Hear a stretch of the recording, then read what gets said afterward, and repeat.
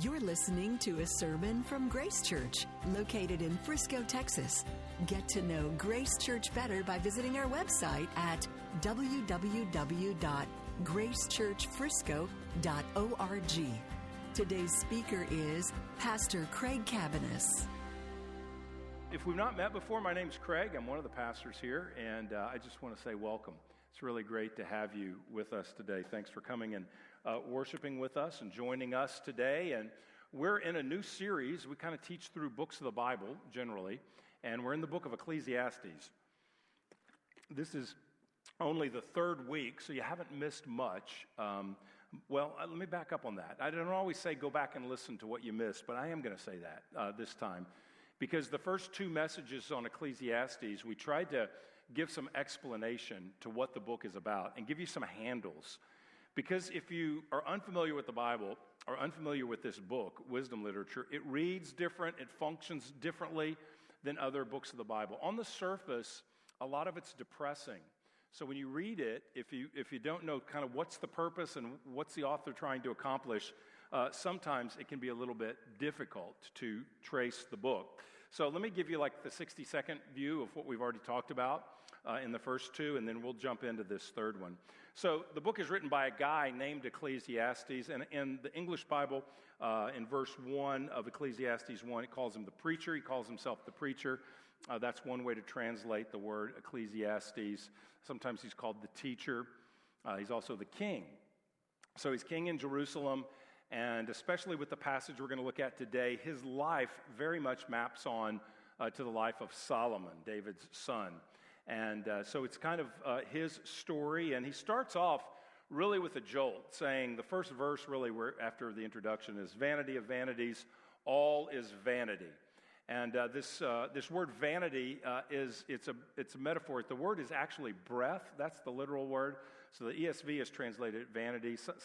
There's different translations. People translate it differently, but the main idea is the breath. It is something that is fleeting, something that's here only a moment. Like for instance, on a freezing day, if you breathe out, you see your breath for just a moment, and then it's gone. And so he means that all of life is so fleeting, it's so brief, but it means more than that, this metaphor, breath. It also means that it's elusive. You can't grab hold of it. So when you breathe out like that, if you try to grab that little mist, that fog in the air, and try to bottle it or put it in your pocket, it's not going to happen because you can't grab onto it. And the book's saying that's very much how life is, that you can't control life. It's moving fast, and you can't master it. And the second big idea is he says, after vanity of vanities, verse 3, chapter 1, he says, what does man gain by all the toil which he toils under the sun? The implicit answer is nothing. So he's saying, all of life, you can't use the things of life for your own personal gain. By that he means your own personal satisfaction, your own personal meaning. You're not going to find your meaning, you're not going to find your reason for living and existence through the things of this world that you can chase. Because ultimately, that only comes from our Creator. At the end of the book, towards the end of the book, he says, remember the Creator in the days of your youth. So if you're young and you're here today, this passage we're going to look at is going to be Solomon's story. And I urge you to listen carefully. If you're in middle school or high school or college or even in your 20s, if you've got your whole life in front of you, as they say, this is wise counsel for someone who's seen it all and done it all for us today. And where it began, we saw last time we taught on this, we saw it was a poem. He gave a poem in verses 1 through 11. Now he's going to change genre, and it's going to be a memoir. He's going to talk about his own history, and in the middle of it, he's going to punctuate it with a few proverbs, which are wise sayings. So this is kind of, all these are kind of how wisdom literature works, though admittedly, there's not much in the Bible of what we're reading today. There's not much in the Bible of memoir where someone takes you back through their own experience. That's not common, but very helpful today. So we're going to begin by reading chapter 1, verses 12 through 18, and then we'll look at chapter 2, verses 1 through 11. But we're going to start with this first chapter, 12 through 18, about Solomon's journey. So listen to this, God's holy word. I, the preacher, have been king over Israel in Jerusalem, and I applied my heart to seek and to search out by wisdom all that is done under heaven. It is an unhappy business that God has given to the children of man to be busy with. I've seen everything that is done under the sun, and behold, all is vanity and a striving after wind. What is crooked cannot be made straight, and what is lacking cannot be counted. I said in my heart, I have acquired great wisdom, surpassing all who were over Jerusalem before me, and my heart has had great experience of wisdom and knowledge. And I have applied my heart to know wisdom and to know madness and folly. I perceived that this also is but a striving after wind. For in much wisdom is much vexation, and he who increases in knowledge increases in sorrow. So the preacher is going to take us down two pathways today in what we're going to read. The first is the pursuit of wisdom. And so he's trying to find out what life is all about using wisdom. So it's in some ways it's the pursuit of wisdom, and in other ways it's the pursuit of trying to understand all that is by using his wisdom. That's what he is doing. And this is really a lofty pursuit. He says, I applied my heart, verse 11, to seek and search out all that is done under heaven. That means I want to understand everything in life. This phrase under heaven is the same phrase, it really means the same thing as under the sun, which we've been reading. He's talking about life under the sun. It means life in this world, life in this age. In the Bible, there's two ages. There's this age and the age to come. There's this age, life on earth, and for those who are believers in Jesus, there is a glorious life and a new heaven and new earth at the return of Jesus. So there's this age and the age to come. This age is the fallen world. This age is life under heaven, life under the sun. So that's what he's talking about. And he says, after I've looked at everything, here's my conclusion. And it's a letdown. I'll just say it's a letdown. Verse 13, I applied my heart to seek and to search out by wisdom all that is done under heaven. And this is the conclusion. It is an unhappy business that God has given to the children of man to be busy with. So this whole business of life is an unhappy sort of existence. Why? Well, he tells us why in verse 14. I have seen everything that is done under the sun, and behold, all is vanity and a striving after the wind. So he's saying all of life, living life, is just lacking. There's something missing in life, he's recognizing.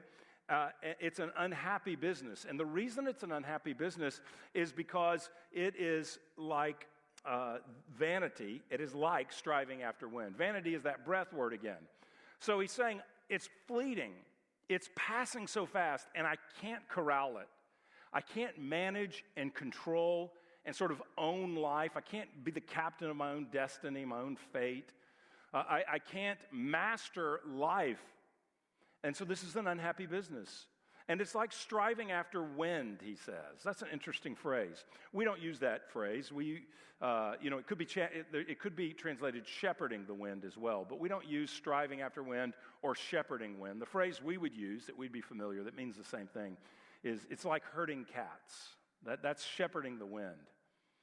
He's saying it's like herding cats. Have you ever seen, or maybe you've been, a soccer coach for 4-year-olds they've never played before, and you've had a practice or two, and then you get out there with dreams that you will demonstrate how beautiful this beautiful game really is.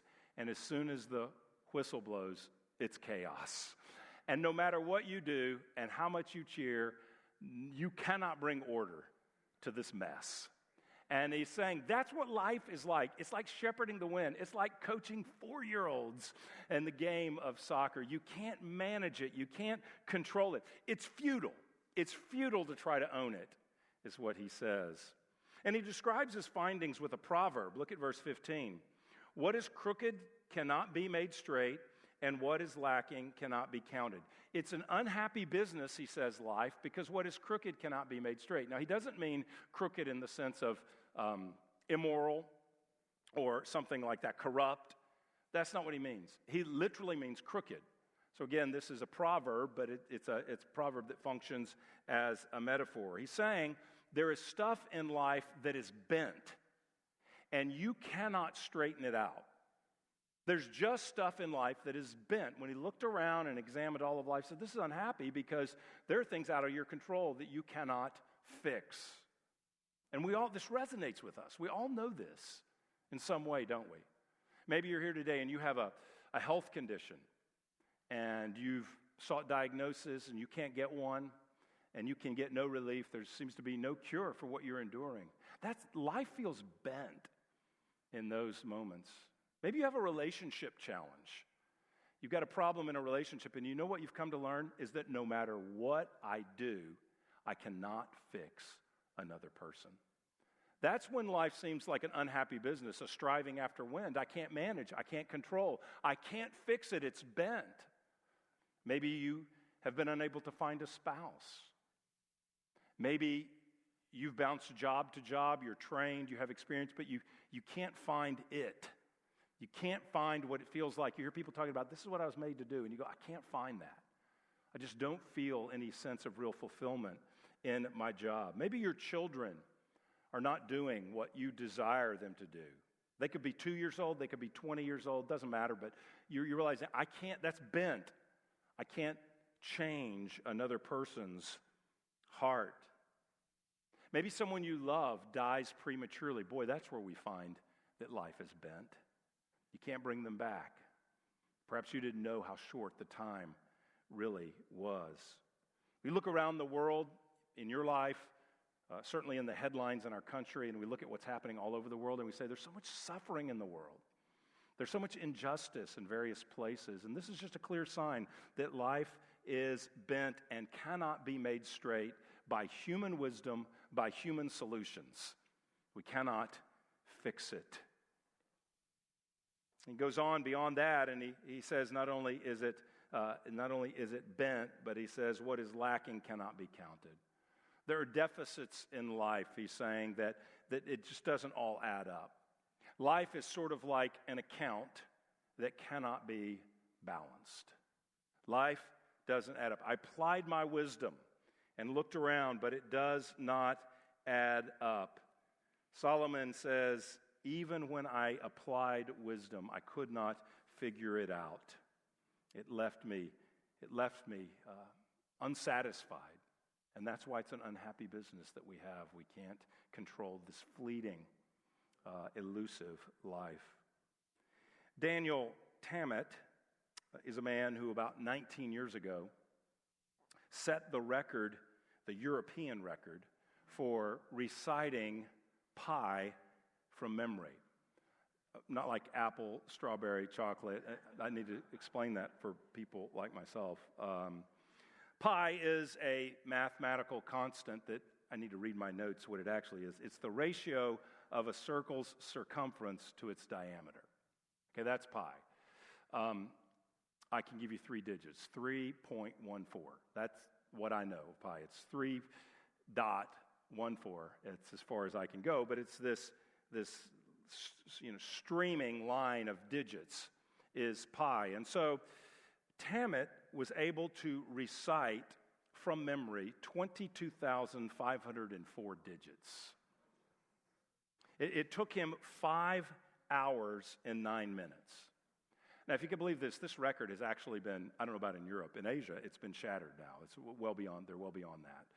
But at this point, that was the record in Europe. 22,000 digits. Can you imagine? This guy is unusually brilliant. It's said of him that he learned the Icelandic language in a week. And so he is engaging at a level of intellect and memory and aptitude that none of us in this room, I presume, are able to function with. In his memoir, which is called Born on a Blue Day, Inside the Extraordinary Mind of an Autistic Savant, which is how he describes himself, he writes about, well, very much what Solomon's talking about, the angst of being brilliant, which is, I've got a lot of angst, that ain't one of them, but the angst of being brilliant. And this is what he says. Tammet writes, I still remember vividly the experience I had as a teenager lying on the floor of my room, staring up at the ceiling. I was trying to picture the universe in my head, to have a concrete understanding of what everything was. In my mind, I traveled to the edges of existence and looked over them, wondering what I would find. In that instant, I felt really unwell, and I could feel my heart beating hard inside me because for the first time I had realized that thought and logic had limits and could only take a person so far. This realization frightened me, and it took me a long time to come to terms with it. This brilliant mind realized I can't figure it all out, and it made him unwell. It affected him so much physically that his heart starts rapidly beating. And this is very much what Solomon talks about, the wisest man of his day. He said that even after he applied his heart to know wisdom and all things, verse 18 says, "For in much wisdom is much vexation, and he who increases knowledge increases sorrow." He's saying the same thing. Vexation, it means something that is frustrating or even something that is annoying. So just like Daniel Tammet, this is what he says. When I looked at everything in life, I realized it didn't all add up, and it was actually frustrating. I applied my wisdom, unusual wisdom, great wisdom. Verse 16 says, surpassing everyone in Jerusalem before me who had ruled over Jerusalem. So this guy had keen ability, unusual ability, world record-setting ability. He also had God informing him. And he said, I looked at everything, and it was frustrating. It was maddening because I couldn't figure it all out. I couldn't manage or control or oversee it. The more you know, the sadder you become, he says, because you look around and you see brokenness. Wherever you look, you see it's bent and can't be straightened. It doesn't add up. It can't be balanced. And his point is that human wisdom cannot solve the enigma of life. Human wisdom will never be able to figure it all out. And Solomon is delivering straight talk for us, very clearly saying, I was despondent of it all because as much as I knew, I couldn't connect all the dots. I couldn't explain life.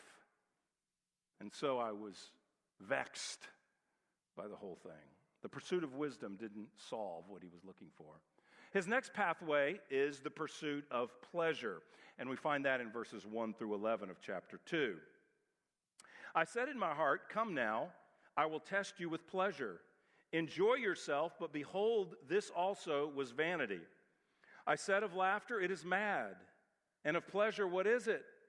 I searched with my heart how to cheer my body with wine, my heart still guiding me with wisdom, and how to lay hold on folly till I might see what was good for the children of man to do under heaven during the few days of their life. I made great works. I built houses and planted vineyards for myself. I made myself gardens and parks, and I planted in them all kinds of fruit trees. I made myself pools from which to water the forest and growing trees. I bought male and female slaves and had slaves who were born in my house. I had also great possessions of herds and flocks, more than any who had been before me in Jerusalem. I also gathered for myself silver and gold and the treasure of kings and provinces. I got singers, both men and women, and many concubines, the delight of the sons of man. So I became great and surpassed all who were before me in Jerusalem. Also my wisdom remained with me, and whatever my eyes desired I did not keep from them. I kept my heart from no pleasure, for my heart found pleasure in all my toil, and this was my reward for all my toil. Then I considered all that my hands had done, and the toil I had expended in doing it, and behold, all was vanity and a striving after wind, and there was nothing to be gained under the sun. Well, admittedly, the pathway of pleasure is a much more popular pathway, a much more desired pathway than the pathway of wisdom, in our culture anyway. And so that's what he did. And this entire pursuit, he's really seeking to answer the question, is there anything in life? Is there any pleasure that can really fulfill the human heart? And he goes on quite the study. I mean, this is reasoned. He said, I said in my heart, come now, I will test you with pleasure. This is planned pleasure. This is sort of a strategic hedonism. He's going to look and try to figure this out on his own, and it's almost like he's a systematic thinker, like he's going to systematically run through the options and see if there's any pleasure. And before tracing his journey, he tells us the conclusion at the beginning. Verse 1, he says, I will test you with pleasure, and enjoy yourself, but behold, this also was vanity. This was a breath. This was fleeting. This didn't have substance and staying power to fill my heart with purpose and a sense of gain. This didn't give me gain. Like I didn't find life through these avenues. Zach Eswine, who's a pastor who's written about Ecclesiastes, he has this great, I think, sort of picture of what's going on in Solomon's pursuit here.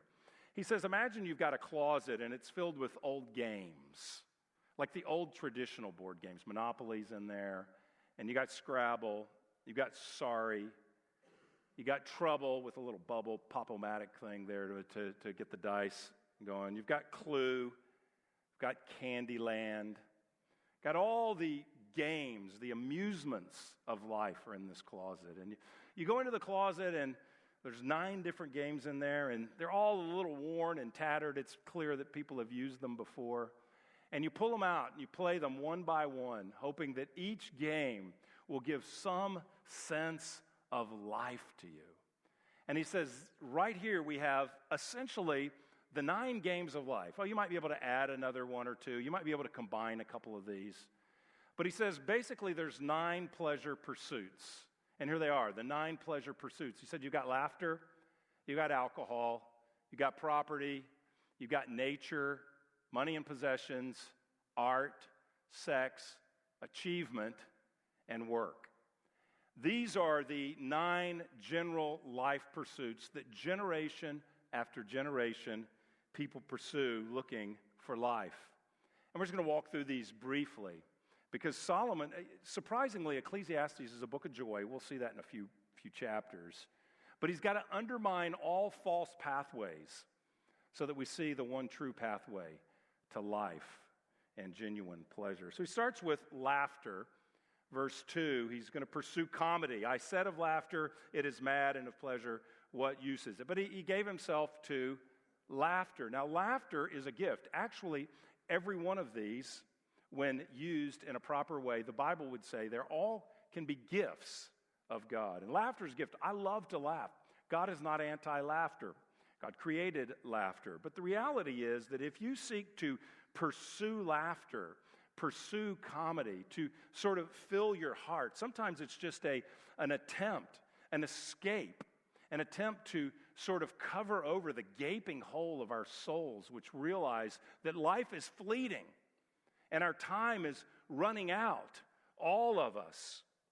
And sometimes we can pursue the diversion of laughter in a way to help us to feel something in our numb souls. Have you ever read the biography or autobiography of a comedian? I've read a couple. They are oftentimes, generally speaking, the saddest, most isolated, alone people in the culture. But they've mastered the ability to laugh and to help others laugh, often as an escape from the emptiness of life. The reason, when he comes to the end and said there's nothing to be gained under the sun, the reason laughter is here is because laughter does not really produce gain. That is, it isn't lasting. It's momentary. Laughter doesn't fundamentally change anything. A generation comes, a generation goes, everyone dies, everyone's forgotten, but the earth remains, he says in chapter 1. And so you can laugh in a moment, but it doesn't fundamentally change you, and it doesn't fundamentally change reality. You can tonight go watch the funniest movie, your favorite comedy, and you can watch that. You can get together. I love to do this with friends and tell old stories and laugh until you're out of breath. But it doesn't fundamentally change who you are. It doesn't really fundamentally change the world around you. And that's his point, that it was a striving after wind. It Didn't give me lasting joy. It's mad. Alcohol, he pursues wine, he says. I search with my heart to cheer my body with wine. Now, he doesn't say, is he getting like blackout drunk to avoid life? Or I would wonder, given the kind of things he's going to talk about in a minute, his aesthetic pleasures, his appreciation of beauty, that is, and the fine life. Maybe he's more talking about the enjoyment of the sight and the smell and the taste of wine, like a real connoisseur. But whichever he's talking about, the point is that you can't bottle fulfillment. It doesn't come in a bottle. Now, wine is a gift. We're not to be drunk, but it is a gift, and it is something that can be enjoyed, especially as it's talked about here. As I mentioned before, sort of the taste, the smell, the sight, clarity of the wine. A couple summers ago, I did a wine tasting with someone in our church, led it, godly person. I know just saying that could disappoint some of you. There are other new people in the church who will say, hey, we found our church.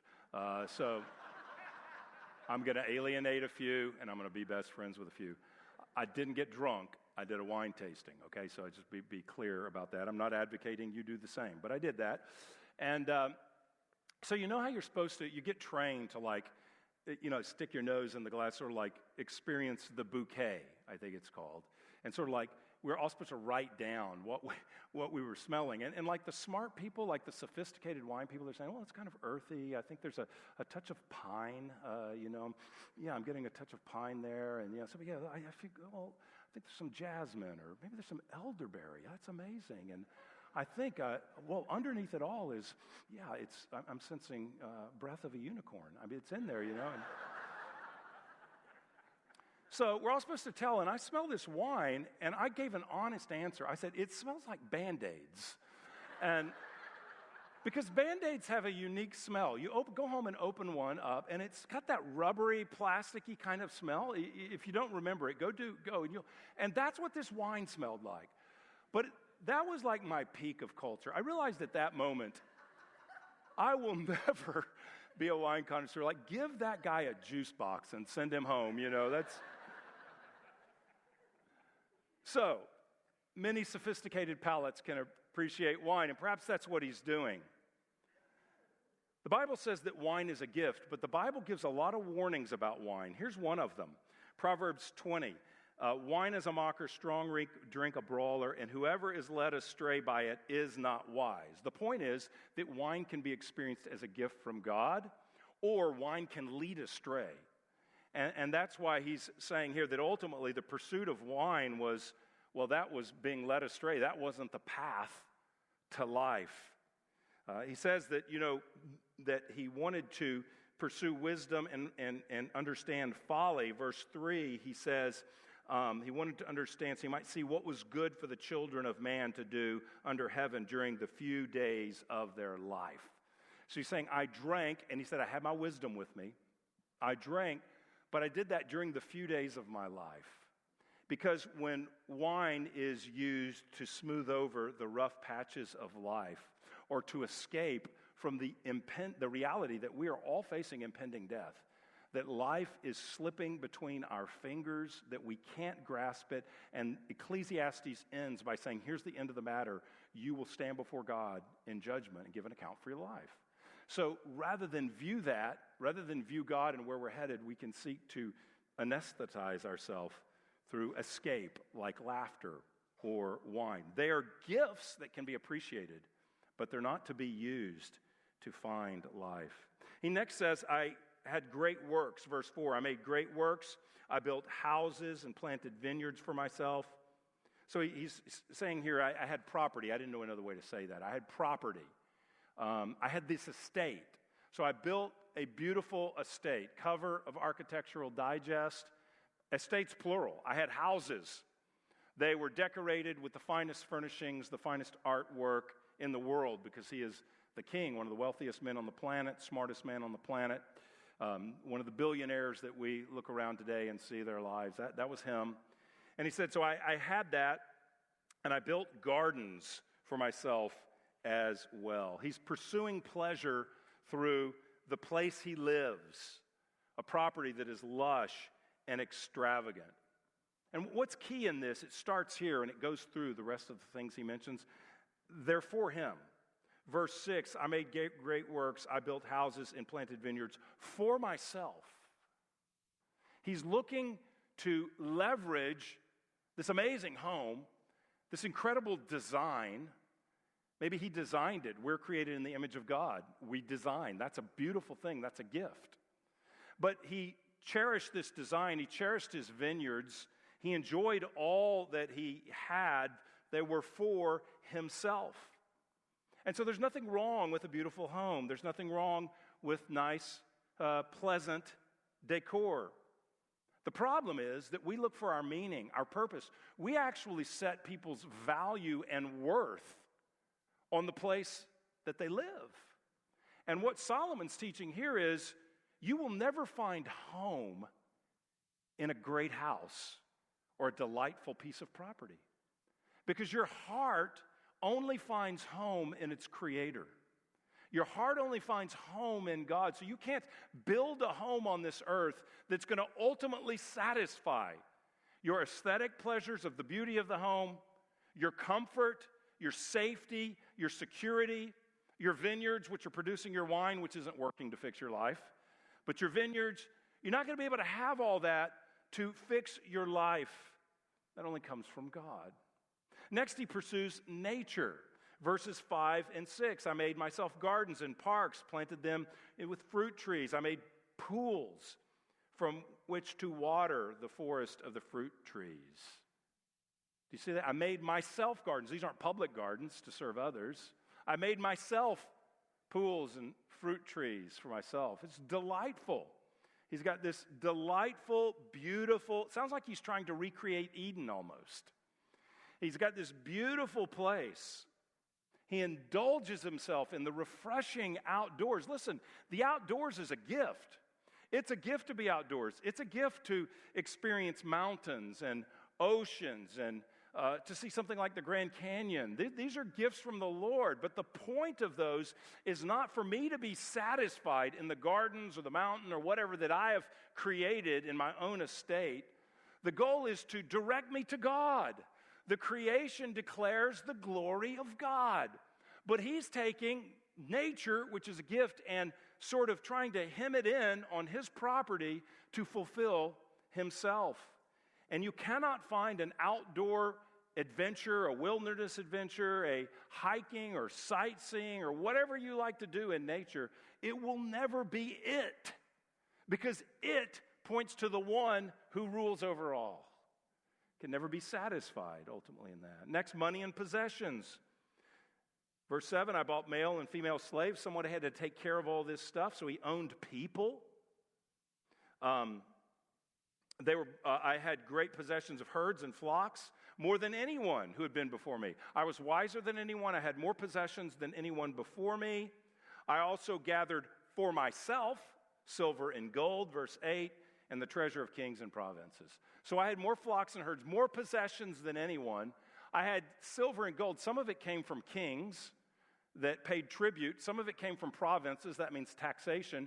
So I had all these people just giving me money. I mean, he is filthy rich and he is powerful. You would think, man, this is surely going to do it. You're laughing. You got vineyards and your own alcohol, your own wine that you're producing. You've got these incredible houses. Your house is incredible. You've got gardens from Better Homes and Gardens on the cover. You've got all this stuff. You got all this money. You got all these possessions. And you got someone to take care of every need that you have. Next, he pursued art, specifically music. I got singers, both men and women. He had people to entertain him. Do you ever think about this? Almost all of recorded history, the only way that you could hear music is someone to play it for you live. That's just such a foreign thought, isn't it? And we have music playing all the time. It's on your computer, it's on your phone, you listen in your car, you go to a restaurant, there's music, you shop, there's music. We have music playing all the time and don't even think about it. So live music would be a luxury. To have multiple men and women singers, in other words, have a choir that was there to sing whenever you wanted them to sing, just like pressing play on your phone. They were there to sing, to inspire you, to entertain you. He said, I had all that. You're thinking, man, in a day with no instant music, if you had instant music, you were the man. Getting an entire choir to sing for you in your mansion, every one of these are baller moves, are they not? And one thing after another. This guy is setting up his life amazing. Nobody has this life, and yet that didn't do it. I had singers, men and women, and many concubines. Many concubines, the delight of the sons of man. What is a concubine? Well, that question, what is a concubine, is the most dreaded Bible question for every children's ministry teacher in the history of children's ministry. I'm convinced there are thousands of people that will not teach in children's ministry the Old Testament, because when it comes to concubines, Johnny's going to say, what's a concubine? I'm going to have to answer that. So, but we're all adults, 6th grade and up here, so we can talk about a concubine. And a concubine is a woman in this case, not a wife, but someone that the king would use that word intentionally, use for sexual gratification. Someone that he would use for sexual gratification. Solomon had 700 wives, 1 Kings 11 tells us. And Solomon had 300 concubines. He created an erotic paradise for himself. And he says, you know what I found out with all that? It was striving after wind. Striving after wind. I mean, this is the pursuit of many who think sex is the answer. It's this transcendent experience that will stick with me and will be life-giving to me. Now, we live in a day when kings don't have harems. That's not a common thing like this. And we live in a day where women have agency that they did not have culturally in Solomon's day. So we have men and women today who are looking to have multiple sexual partners in a chase for real meaning in life. One woman named Carrie Cohen has written a book where she, in the book, talks about the emptiness of her life from pursuing multiple men for sexual relationships. It gets to the point where she loses track of their names and actually begins to lose track of who she is, which is what she is writing about. And in there she says, for a man, thinking about all of these relationships, for a man this might be a pleasant trip down memory lane, counting up his conquests, she writes. But for a girl, it's a whole different story. I had let these men inside me wanting that to make me matter to them. She writes, wanting it to make me matter. That's what he's talking about. Pursuing the experience of sex, sexual experiences, to feel something, to be someone, to find I matter, this matter. I found what really matters in life. And even sex and marriage. Sex, the Bible presents as a gift, which can be misused just like wine. But it's a gift. It is not gain. So sex is a gift to be used in the appropriate way within marriage between one man and one woman. It's to be enjoyed as a gift. But it is not something that is gain. In other words, we're not to find our identity, our purpose, our meaning, our everything in sex. And that's true even when it's experienced as a gift in marriage. Because married sex cannot completely fulfill a person. You may have a great evening of romance and passion, but you know what? The next day you're going to wake up and there are crying kids, and there are diapers, and there are work deadlines that are over you, and there are bills waiting to be paid, and there's traffic on the way to work, and your knee still hurts and you can't get better with it. Hey, life still goes on. That's why it's not gain. That's why it's not this surplus that makes your life.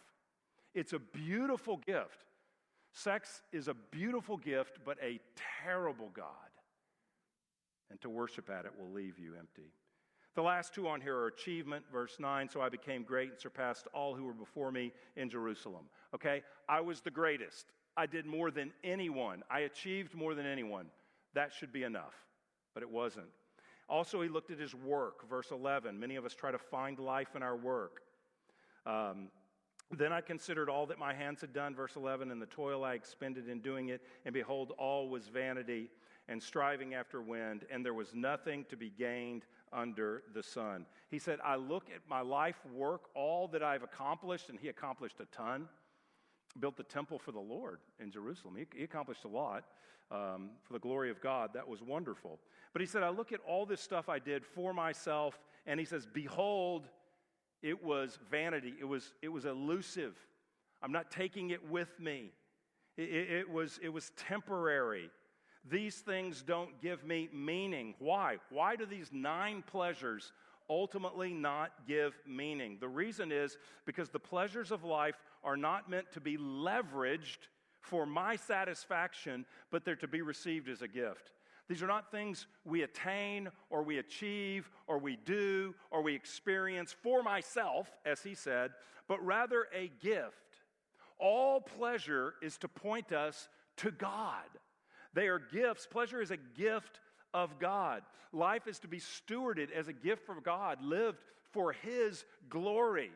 And he gives these wonderful gifts of pleasure to us. And when we experience a home and a wine and a joke or an evening with friends and some money to buy what we need and wonderful art, which is so uplifting and can be transcendent even in itself. When we experience our job and certain achievements, those are not for our ultimate meaning and satisfaction so that we root ourselves in those. Rather, they are to be enjoyed as gifts, not something I control. Because if you chase those things, you will always find yourself empty. It's not lasting, but God, eternal, is lasting.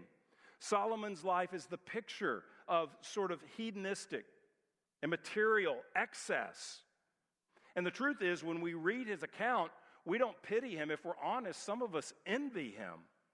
He has the dream life with all of this brilliance, possessions, estates, more money than he can spend. He has, in this text, literally wine, women, and song. That's what he has. But the preacher's memoir proves that you can't laugh enough, you can't drink enough, you can't build enough, you can't own enough, you can't listen enough, you can't see enough, you can't have sex enough to make the emptiness go away. It will not happen, but we all keep trying. We all keep rooting, saying, this is it. But think about it. Is it it? I got the promotion. I've arrived. A month later, you realize, oh, I got to do the job. And it's not it. Now you're looking for the next thing. One social commentator who I find has a lot of insight. Well, he's not really a social commentator, but has a lot of insight on this theme in Ecclesiastes. I don't think he has solutions that I've heard. I haven't heard any of his solutions, so I'm not recommending him for solutions. But he's got great insight. It's Jim Carrey. Go watch his. I think it's 2016 Golden Globes. Watch him use sarcasm and take a room full of stars and say, "This is nothing. What are we living for?" It's phenomenal. And he said this. He said, I think everybody should get rich and famous and do everything they ever dreamed of so they can see that it's not the answer. Someone who had experienced it all with Ecclesiastes type wisdom. The toil which leads to nothing it's the result of the fall. It's the fallout of the fall. It's the end result of sin. This is the first sin. Adam and Eve are in the garden. They have everything. God has given them a perfect environment. Pleasures everywhere. Everything is absolutely perfect. And they look around and say, is this all there is? God and perfection? We want something else.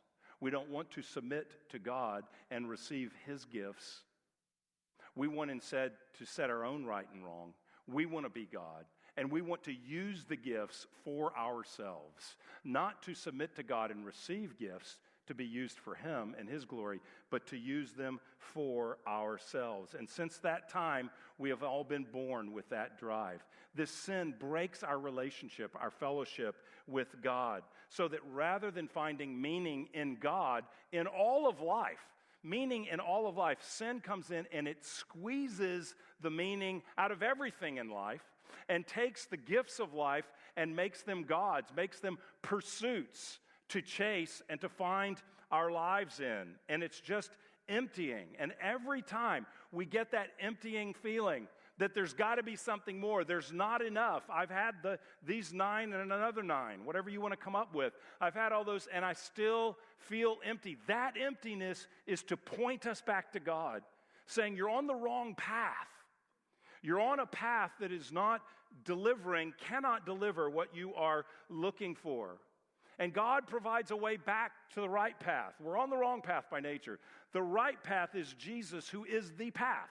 Jesus is the way, the truth, the life. Jesus comes as God, the God-man, lives a perfect life, dies for our sins. He's raised to defeat the power of sin and death. He's raised to overcome the curse of meaningless and striving after wind. And he comes to give new life, life that is a gift. He comes to give us new life, to know him, and to be on a different path that leads to eternal life, where we will experience life as it was meant to be experienced. And we get to experience now, tastes, more than taste, seasons even, of this kind of life, periods where we see clearly and experience all that God provides, a good meal. That probably should have been on the list. It comes up later in the book. But a good meal, a beautiful relationship, a job, a home, a garden. Maybe yours is a small one, but a garden, a hike in the mountains. Or we can experience all that and see the glory of the Creator and enjoy life as gift, not gain, to be mastered and hoarded.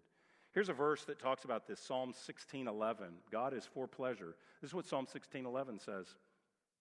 You make known to me the path of life. In your presence there is fullness of joy. At your right hand are pleasures forevermore. You were created not for the path of wisdom to find your own way, not for the path of pleasure to find meaning and pleasures. You were made for the path of life in Christ, where there's presence of God, the fullness of joy. And that's where we're headed, the fullness of joy, life with pleasures forevermore at his right hand. That's where we're headed, the new heavens and the new earth. And in the meantime, may God uproot us from the paths that we so often take looking for life and receive Christ. Thank you for listening to this sermon from Grace Church. To receive future messages, subscribe to the podcast on iTunes or listen online by visiting our website at gracechurchfrisco.org.